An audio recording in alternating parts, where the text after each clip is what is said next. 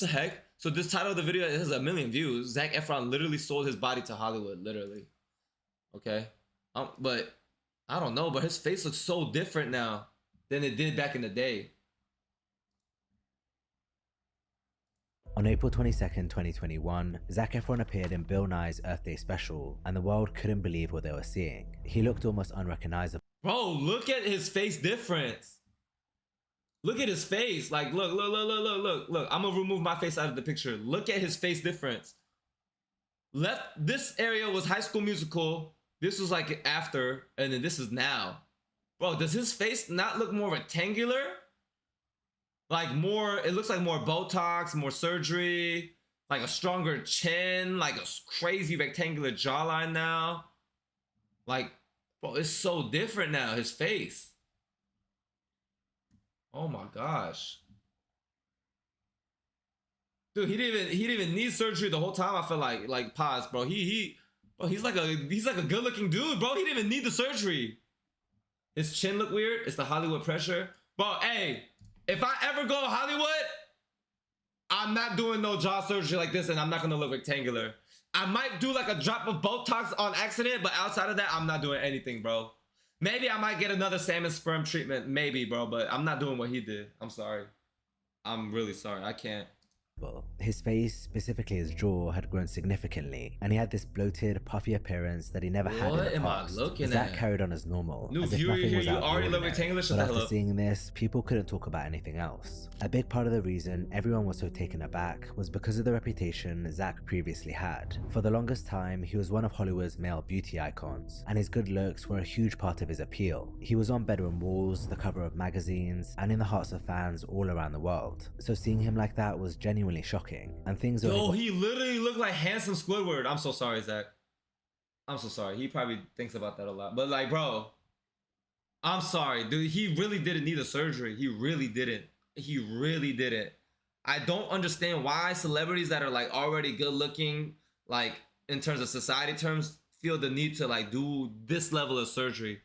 He literally looks like a white, handsome Squidward. But more extreme from there. In the months following that Earth Day special, Zac's face retained that swollen, reconstructed look, but it was soon matched by a body bulked up to near cartoonish proportions. The lean, boyish charm that defined his High School Musical era, and even the shredded, beach-ready frame of his Baywatch days had vanished. In its place was a figure that looked more like a sculpted action hero, hypermasculine, overbuilt, and oddly artificial. So the question is, what on earth happened to him? Well, Zac offered an explanation, but the more you look at his transformation, especially in the lead up to his movie The Iron Claw, the more it starts to feel like that explanation might be covering up something else. Because if there's one thing Hollywood rewards, it's a body that sells, and Zac Efron may have sold his more than anyone ever realized. From a young age, Zac showed a clear passion and natural flair for the performing arts, and his parents were all in. They enrolled him in local theatre productions and singing lessons, helping him hone his skills early on. Before long, Zac was landing roles in community theatre, and soon after, a talent agency took notice. By 2006, while most kids his age were focused on finishing high school, Zac had already appeared in the TV movie Miracle Run, made guest appearances on shows like Firefly, and held a recurring role on Summerland. At the time, acting wasn't even Zac's main goal. He'd worked hard to get good grades and planned to go on to college, but that all changed when he landed the lead role in what seemed at the time like a modest Disney Channel original movie, High School Musical. I was so ready for college, man. I worked so hard. I got good grades. I had a 4.3 when I left high school. Damn! Bro, he had a 4.3 GPA? Yo, this dude was one super nerd too then, bro. Hey, respect. That means he was always pretty talented, bro. He had good grades. And then, what do you know, bro? Right before college, he gets a crazy role on Disney Channel for High School Musical. And it seems like I can already predict this. He probably chose to not go to college to pursue High School Musical. That's what it seems like is gonna happen. What GPA did you have, Ed? I had a 4.03. Yeah, I had a 4.03. Okay. So I probably would have gone on to be a doctor. Little did he know that this small movie would become his breakout hit and change his entire life overnight. In High School Musical, Zach played Troy Bolton, a high school basketball star secretly passionate about singing. When the movie premiered in 2006, it pulled in nearly 8 million viewers and quickly became a teen sensation. The soundtrack, led by Zach and his co-star Vanessa Hudgens, was one of the top-selling albums in the US. Its standout track, Breaking Free, shot to number 4 on the Billboard Hot 100, giving Zach his first major music milestone. Disney doubled down on the High School Musical craze, releasing 2 sequels that each pulled in bigger numbers than the last. By the time the third film hit theaters in 2008, it wasn't just a hit, it was a phenomenon, and Zach was at the center of it all. He was everywhere, on magazine covers, posters, red carpets, you name it. To millions of teenage fans, he wasn't just an actor, he was the teen. Yo, stop! Microsoft has a era. Everywhere he went, he was swarmed by screaming fans, captivated by his looks, charm, and boy-next-door appeal. But the very thing that made him famous was also starting to box him in. In 2007, Zach starred in Hairspray, a musical set in the 1960s. I've never seen this movie Hairspray before. I heard about it before though. About a teen who dreams of dancing on a popular TV show while standing up against racial segregation. He played Link Larkin, a popular singer with a slick Elvis vibe and a heart of gold. On the surface, the film felt a bit different to High School Musical. Director Adam Shankman even had some initial hesitation about casting Zach because he wondered whether his Disney image might clash with the film's more serious undertones. However, the promise of capturing a massive teen audience sealed the deal. Zach got the part, and the movie became another commercial win. But in reality, his character was just another version of Troy Bolton. The time period and styling were different, but the core of the role, the heartthrob with the wholesome edge, was exactly the same. As far as Hollywood was concerned, there was no need to change what was already selling, so this became the cycle. Slightly different films, slightly different characters, but always orbiting the same image. Take 17 again, for example. Zach played the younger version of a 37-year-old dad who magically transforms back into his teenage body. The movie had no songs, but the rest was familiar. High school. Bro, this is like a curse and a blessing, bro. Because it's like that role did so well. He got stuck in that role. I hear sometimes when actors have this like big breakout star movie, like for their first movie or some shit like that, when they try to break out of that role, they get put in that box. So it's like really hard, and then some of them get depressed because it's like they don't want to be 28 still playing a high schooler, bro. It's like, let's be real, bro. What 29-year-old that's about to start a family wants to keep on playing that high school role because they got a baby face or they got a pretty face or whatever the you know? It's like, damn, I want to do some other shit too, but it's like, nope, Hollywood says no, you can't. Hallways, a flashy car, and the same effortless cool that made him famous. By this point, Zach was starting to express that he wanted more. In interviews, he talked about seeking new challenges and stepping out of the teen heartthrob box, but the industry wasn't ready to see him any other way. The team behind 17 Again had sold him on the idea that the movie was a step forward for his career, but people were treating him exactly the same way. Instead of focusing on his acting skills, interviewers would constantly bring up his body, hair, or looks. I know that a lot of ladies have crushes on you, and when we were watching the movie, and I don't get like this either. Like, I'm not like, oh my god, I love Brad Pitt, oh my god, I love this person. It's not me. I never had a poster of a guy on my wall. I never, like, I had pictures of animals. Just admit it, damn, bro. Like, oh, I never like guys like you. I never. It's like, bro, this lady is just yapping, dude, and she's gonna say it, bro, and he's gonna act all surprised and my wall in high school. Like, I never was like, oh my god, I think he's so hot. You are, though. Oh, wow. Bro, just give the guy a compliment and go on. Like, you making him more pissed like he doesn't hear that shit every day. Oh my gosh, bro. I knew it. Look. And when you took off your shirt in the movie, everybody was like gasping. All the women in the audience started gasping, and I started laughing. Bro, like, okay, bro, come on. That was so obvious that she was gonna do that. Like, when people say shit like, bro, I got a feeling, bro. Like, free this time. That's hilarious. Thank you. Another interviewer was just openly flirting with him on camera. You are quite stunning in real life, I must say. No, thank you. That sounds really odd. Very odd, but the guys back home, they said to me, oh, you've got to flirt with Zac Efron and everything, and I'm like, God, I'm like 10 years older than him. Check it off. A bit older than that, probably. So do you like older women? Absolutely. Man, you haven't seen 17 Again, obviously. Yeah. Even simple questions always came back to his looks. How do you keep your hair looking so great all the time? Actually, bro, the more I think about it, yo, boo-hoo, bro. Boo-hoo, you got people gassing you up, bro. You making good money. for being good looking, bro. Everybody tells you good looking every day, bro. You so good looking, you got tired of it. Boo-hoo! What the f? Why am I? Yo, hold on now, bro. I should not feel bad. Yo, boo-hoo, man. Boo-hoo!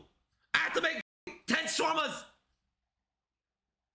Oh my gosh. That's kind of like a compliment almost, thank you. The time Zach was asked about his career and where he saw himself going, he was met with skepticism and doubt. Is there a part of you that thinks, well, this is great and this is wonderful and I love it, but I've really got to, you know, be able to do other things, like not to be just part of this one particular kind of idea in people's minds? Yes, absolutely. That's very important to me. Earlier in the year before we filmed High School Musical, I was able to do 2 other movies. One's called 17 Again, and that's a family comedy, non-musical. And then, high school. well, in a way.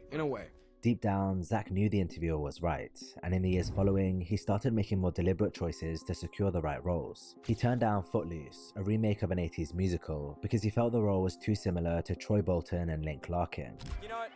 It was nothing against the project. I think Footloose will make a fantastic movie, but I'm looking for a new challenge. It was clear Zach wanted to be taken seriously, but the real question was whether Hollywood would actually give him the chance. He finally got the opportunity to prove he was more than just a teen idol in his next 2 films. In 2010, he starred in Charlie St. Cloud, playing a young man grieving the tragic loss of his little brother. Then came The Lucky One, where Zach played Logan Tebow, a US Marine who survives war and becomes convinced a photo that he found during combat brought him luck. These films marked a noticeable shift. They weren't teen musicals or high school dramas. They were more grounded, adult stories with heavier emotional themes. And for the first time, Zach wasn't just playing the heartthrob. He was taking risks and showing a new side of himself. I love whatever I'm doing. I think as long as I'm learning something new, you know, as long as I'm growing or stretching, I don't know. I love taking roles where there's an element of risk involved, and you know, playing a Marine was a part you kind of have to do. You have to get just right. For The Lucky One, he trained with real Navy SEALs and packed on around 20 pounds of muscle, going from the slim Disney kid to a more grown, physical guy. I trained every day with a Navy SEAL,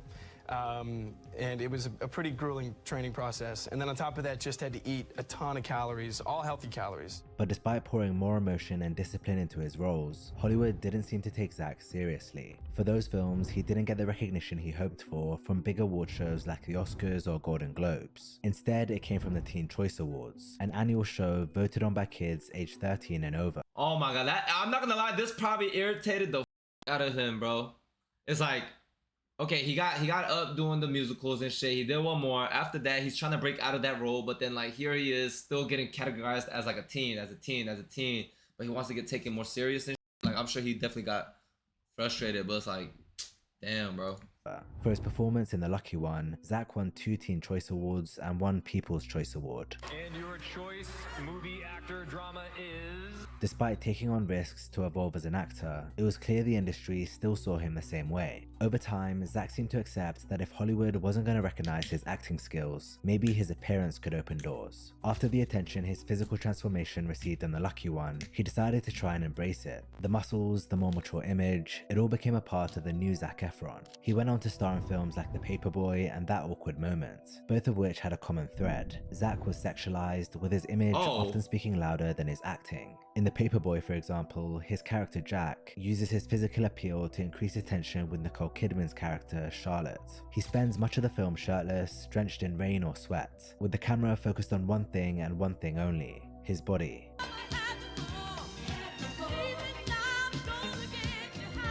A review by The Guardian summed it up perfectly, saying, "Efron is cast first and foremost as an object of beauty, exploited by the camera in ways hard-boiled genre films tend to reserve for women. At one point, he strips down to white briefs to dance with a fully clothed Kidman in the rain. In That Awkward Moment, Zach teamed up with Miles Teller and Michael B. Jordan to play 3 friends who make a pact to avoid How come I've never heard of this movie, bro? What? When was Michael B. Jordan in this movie? Relationships and pursue casual flings. Zach's shirtless scenes were the movie's main selling point, and it was no secret. Reviews of the film couldn't ignore the glaring focus on his body, with one saying, "And for those who are interested, nearly all of Efron is on display." Same goes for Jordan and Teller, but let's face it, on the disrobing front, Efron is the top liner. During an appearance on Ellen, the conversation quickly turned to how much skin he showed in the movie. Can we just show this one hilarious scene, and you'll see why he's like this when you see the movie? But there's a photo of you needing to use the restroom.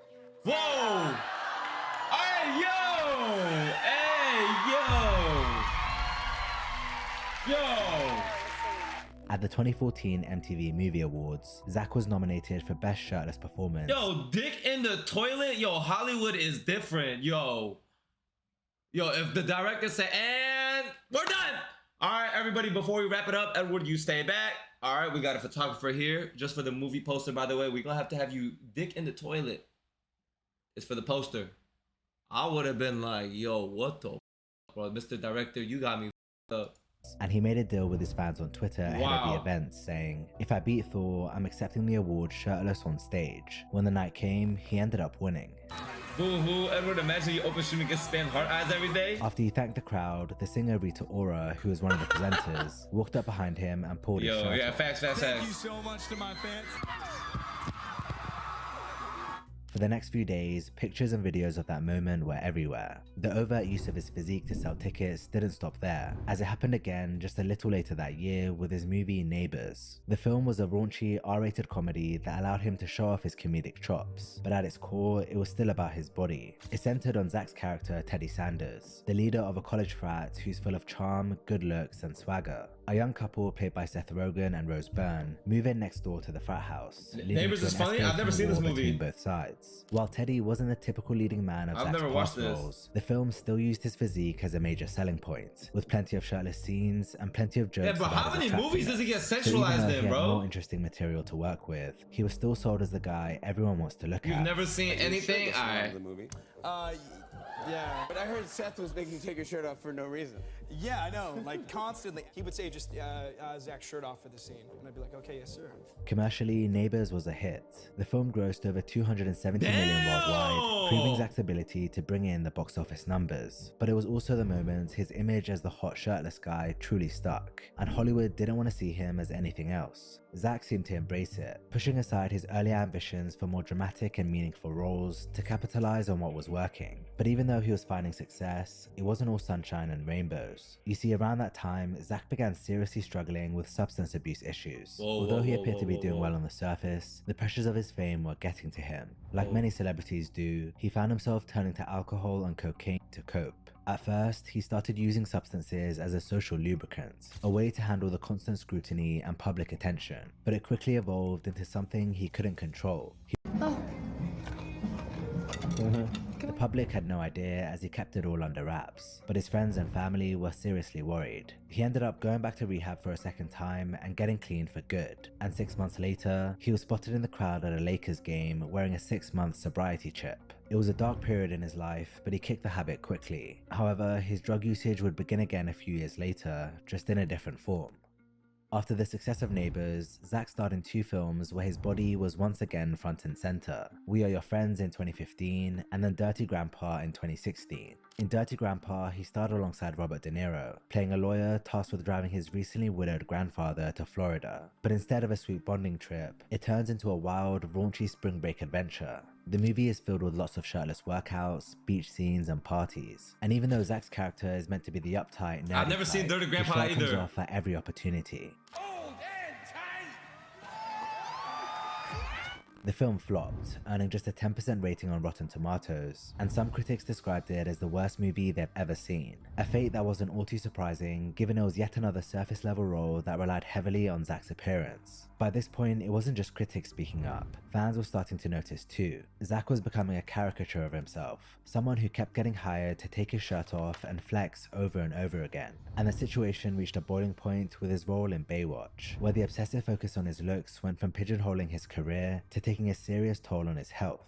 In Baywatch, Zach played Matt Brody, a disgraced Olympian and hothead with a knack for clashing with everyone. For nearly half the film, he and his co-star Dwayne Johnson were locked in a flex-off, competing in all kinds of over-the-top strength challenges. You can see Zach's body was absolutely shredded. He looked ripped in his previous roles, but this was another level. He claimed that to achieve that, he had to put his body through hell, going Okay, yes, he did have to work out, but come on now, that's cap, bro. This is definitely when he started taking gear, bro. Like, you cannot look like this as a human being unless you're on steroids, you know? through an intense training process and following a strict, clean diet. Yo, what's For good, most T? roles, you change something, but I think probably the one role that I had to change the most for was probably Baywatch. That movie, I adopted a really, really specific eating. Bro, even his face looks different at this point. I don't know if it's the steroids or if he started doing plastic surgery. Like, it doesn't look the same. Regimen, clean fish or meat with sweet potatoes, like that. And I just did that the entire film. So that was the most extreme I'd ever gone. I think I was in ketosis that entire film. Even after completely transforming into the superhuman version of himself, Baywatch didn't give Zach the payoff he'd hoped for. It didn't perform all that well at the box office, and as is becoming the theme, critics laid into him for his performance. It was so bad that he was nominated for a Razzie Award for Worst Actor in 2018. But the true cost wasn't just in the reviews. It was in the toll that pushing his body this far took on his health. A few years after the movie was released, Zach admitted he'd been taking diuretics to stay that lean, which messed him up badly. The drug reduces water retention and enhances muscle definition, but at a steep cost. He ended up battling insomnia and even slipped into depression, and it took him 6 months after getting off the drugs just to start feeling normal again. In his Hot Ones interview, he opened up about the whole experience, admitting that while he was proud of the results, he would never want to get in that kind of shape again. I realized that, like, when I was done with that movie, I don't ever want to be in that good a shape again. Really. It was so. Bro, I agree, bro. Sometimes it's nice to be able to eat a little cookie here and there. Maybe 2, maybe 3. Maybe even 4 cookies, you know, and like a scoop of ice cream. As long as like there's like a good balance, I think it's okay, you know. So right here, I'm glad that he's letting people know being that level of lean as he was in Baywatch is not real happiness, bro. You cannot be happy being that lean, dude. Like, enjoy that ice cream, bro. Well, of course, you gotta work out and have that balance. Hard. You're working with almost no wiggle room, right? You've got things like water under your skin that you're worrying about, like making your 6-pack into a 4-pack, like that. That's just like not. It's just stupid. Yeah. You know, it's just not real. And like, I'm realistic. happy that it worked. I'm happy that it got me through it. I may do it again if it was something worthwhile, but we'll wait till it gets to that. I don't need to. I'm good. Take care of your heart, take care of your brain. Yep. You're good. He seemed uncomfortable with how much attention that version of him got, and when he saw the wax figure of his Baywatch body, he made it clear it isn't something to idolize. That's too big, and don't try and get for guys. That's unrealistic, I'm telling you. Like, I got very big and buff for that movie, but I don't want people to think that's the best way to be. Like, be your size. Like, don't. Yeah. It's not. Like, I don't want to glamorize this. Following the whole health scare from Baywatch, damn, bro, that was him trying to speak his own truth, bro. Like, he's letting people know, like, he was miserable doing that shit, or that's not realistic or attainable, you know. You gotta take drugs and shit to get to that point and like up your body. Like, you might look good, but you're not gonna feel good because it's like, bro, it might look healthy because of Hollywood, but it's not healthy. To the reset. After years of roles that leaned on his physique, he decided to return to his roots, movie musicals. He starred alongside Hugh Jackman in The Greatest Showman, a biographical musical about P.T. Barnum and his famous circus from the late 19th century. In the film, Zach played Philip Carlyle, P.T. Barnum's business partner and a performer in his own right. He sang, danced, and brought a surprising sense of wit and emotional depth to the role. It was a full circle moment with him finally back in a musical, but this time as an adult performer commanding the screen. While The Greatest Showman still showcased Zach's charm and attractiveness, his character wasn't defined by his body. Instead, he portrayed a romantic, emotional figure, something fans hadn't seen from him in a long time. The movie was a hit, grossing $434 million on a budget of $84 million, and winning several awards, including a Grammy. Finally, Zach was being recognized for his talent, not just his looks. Then in 2019, he took a sharp left turn. He starred in Extremely Wicked, Shockingly Evil and Vile, playing the infamous serial killer Ted Bundy. The role was controversial, with some feeling the movie romanticized Bundy's crimes and disrespected his victims by not showing the crimes themselves. But while the film drew backlash, Zach's performance didn't. Critics and fans agreed he embodied Bundy's charm and good looks with unsettling ease, making it believable that someone so outwardly likable could hide something so dark. After this movie, Zach switched things up with a Netflix travel and lifestyle show called Down to Earth. The show featured he and his buddy Darren Orlean traveling the world, exploring cool ways to live healthier and more eco-friendly. They visited places like Iceland, France, Costa Rica, and London, learning about sustainable living and different cultures along the way. The show dropped in June 2020 during the pandemic, and it became a go-to for many, offering chill vibes and helpful tips on how to live better. We need to start rethinking how we consume everything, from our food to our power. Whoa, look at that. That's Mother Earth. Dude, that's some power. After that first season, Zach started gaining new fans. People liked how down-to-earth he came across. Gone was a super polished, almost cardboard cutout look he'd had for years, and in its place we saw a more rugged, authentic version of him. But just when people started getting used this is better. Come on to now. this new, laid-back version of Zach, That show's good. something completely unexpected happened. A big budget Broadway musical spectacular? Bill, wow. I mean, I knew you were smart, but I think you're a genius. In April 2021, Zach appeared in the Facebook Earth Day special alongside Bill Nye, and fans immediately noticed something was off. His face looked different. His jawline was thicker, more squared off, and unnaturally defined. His face also looked puffy and bloated in a way it never had in the past. Within hours, the internet lit up with speculation. Many joked he looked like Yes, handsome Squidward, thank you. Yo, this picture I literally say he looked like handsome Squidward. He deadass does, bro. Oh my gosh, no disrespect. I mean, it's handsome Squidward, but it's like too much, bro. It's something about it is still like a little like a, with all due respect, something about it is a little off, bro. You know what I mean? Like it's still good looking, but it's like it's off though. It's too handsome, bro. It's like too boxy. Some Squidward. Others said that he resembled Lord Farquaad. Alright, Lord Farquaad is crazy. Him to the Weeknd's exaggerated plastic surgery look. Nah. Whoever made this meme, they're wrong for this. Yo, handsome Weeknd versus handsome Zac Efron. Yo, whoever did this, come on now. You're gonna make that. This is all prosthetic, like makeup too, by the way. And this is his actual face. Like this is a human being we're talking about. I said handsome Squidward because it's a cartoon character, but to base him off a real human being, come on now. This is too far. Bro, come on now. This is wrong, bro. This is too far. In Save Your Tears. The memes spread fast, and so did the rumors. Everyone had a theory, and the most popular one, plastic surgery. There was no explanation from Zach, just silence, so the speculation only grew. If you googled his name that week, nearly every headline was about his face. Even his mom reportedly called him to ask if he'd had work done. And to be fair, the public suspicion wasn't baseless. Zach had a well-known track record of pushing his body to extremes for roles, so the idea that he might have turned to cosmetic enhancements didn't seem far-fetched. More than a year later, he finally addressed the rumors in an interview with Men's Health, giving a full explanation.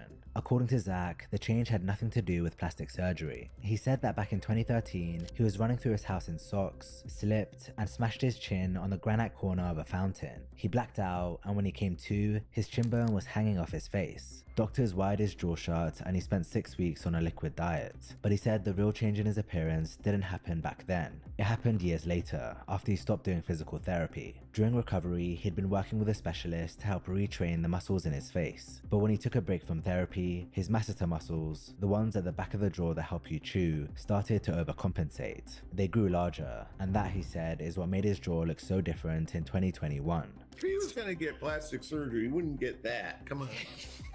You got a good job, man. Yeah. Oh my god. You're just stirring the pot. I don't know if he's lying. No, it was funny. It sucked. I almost died, but we're good. This moment showed just how much things changed after his transformation. Years earlier, people adored his looks, but now they were mocking them. And the sad part, he wasn't chasing vanity, he was just trying to recover, or at least that's what he led us to believe. But when behind the scenes photos from the Iron Claw surfaced, a new theory started to gain traction, one that had nothing to do with an old injury. To play pro wrestler Kevin Von Erich, Zach underwent a dramatic physical transformation, even by his standards. He packed on more muscle than ever before. His chest was thicker, his shoulders broader, and his arms looked like they belonged to someone who lived in the gym. His frame changed completely, taking on that exaggerated, bulky look you'd expect from a body. I thought he said he was done, but I guess he said for the movie role. builder, and once the movie hit screens, the conversation shifted. It was no longer just what happened to his jaw. It became, how did he bulk up like that? That's when the PED rumors started. Gaining lean muscle tissue gets harder the more you already have, and Zach wasn't starting from scratch. He was already in great shape, but the version of him we saw in the Eye and Claw looked like something else entirely. Naturally, people started asking questions, because they'd seen this kind of transformation before. Just look at Conor McGregor, whose head and muscle mass ballooned seemingly overnight in 2021, triggering steroid speculation. Or Kumail Nanjiani, who's jumped from comedy star to Marvel superhero. Oh, bro, this dude definitely took steroids. What? I saw how he looked in that Marvel movie. Bro, he used to look, hey, with all due respect, he used to look like this, and then he turned into this like lean, mean muscle machine. Bro, bro, in less than like a year? Bro, 100% he took steroids. What? But you know what they're never gonna do? Admit it, bro, because it's Hollywood. It's supposed to be like this illusion. It's all smoke and mirrors, bro. It's for entertainment. Came with a visibly bulkier face and larger jaw. There are numerous celebrity transformations just like this, and Zach Bro, all these celebrities are on gear, bro. The Rock, all these people, bro. What? They're never gonna come out in public. Why? Because like there's no reason for them to.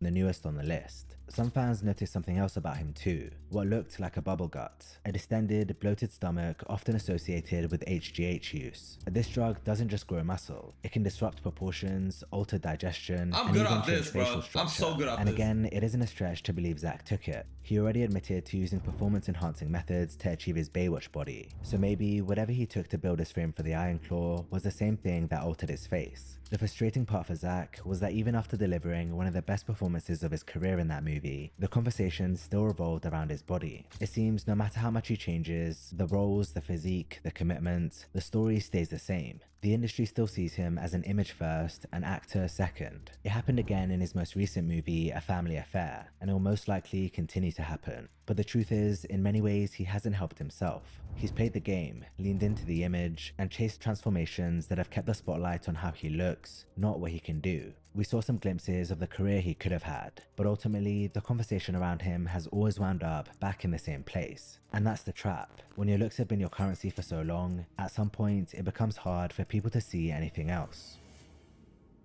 Damn. Oh, man. Damn. I've never seen that last movie, the Iron Claw or whatever, but damn, bro. It really be like that, man. I feel for him, bro. It's like, bro, it's like weird, bro.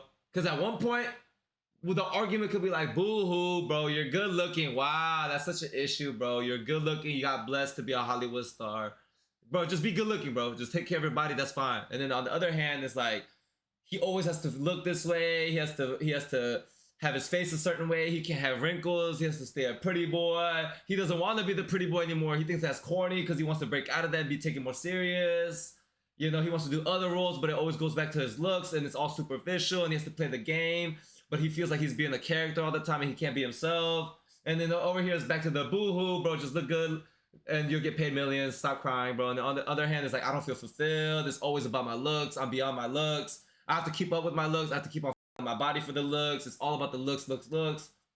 You know, bro, in life, bro, you can't have it all, man. It's like, bro.